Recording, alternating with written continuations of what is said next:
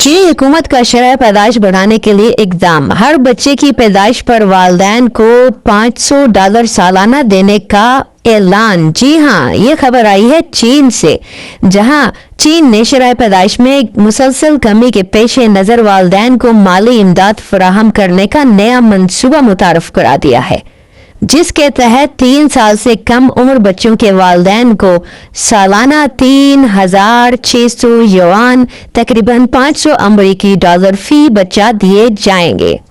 चीनी हुकूमत की जानिब से ऐलान करदा ये पहला कौमी सतह का वजीफा है जिसका मकसद आबादी में तेजी से आती कमी को रोकना और नई नस्ल की अफजाइश को फरोग देना है।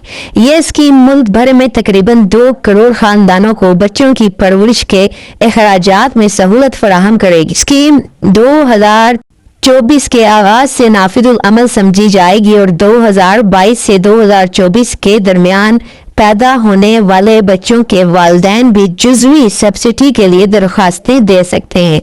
मार्च में चीन के शुमाली शहर हुबोट ने 3 या इससे जायद बच्चों वाले खानदान को फी बच्चा 1 लाख युआन तकरीबन $14,000 देने का ऐलान किया था। चीन का शुमार दुनिया के इन ममालिक में होता है जहां बच्चों की परवरिश के अखराजात सबसे ज्यादा। युवा पॉपुलेशन रिसर्च इंस्टीट्यूट की रिपोर्ट के मुताबिक चीन में एक बच्चे को 17 साल की उम्र तक पालने पर औसतन $75,700 खर्च होते हैं।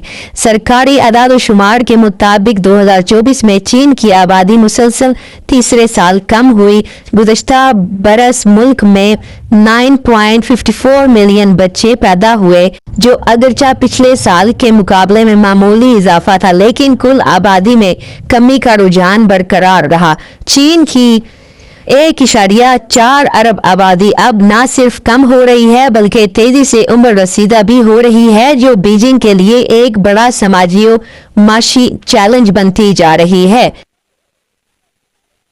ऐसी मालूमाती वीडियोस के लिए चैनल को लाइक, शेयर और सब्सक्राइब करें। अपना ख्याल रखें। फी अमान अल्लाह।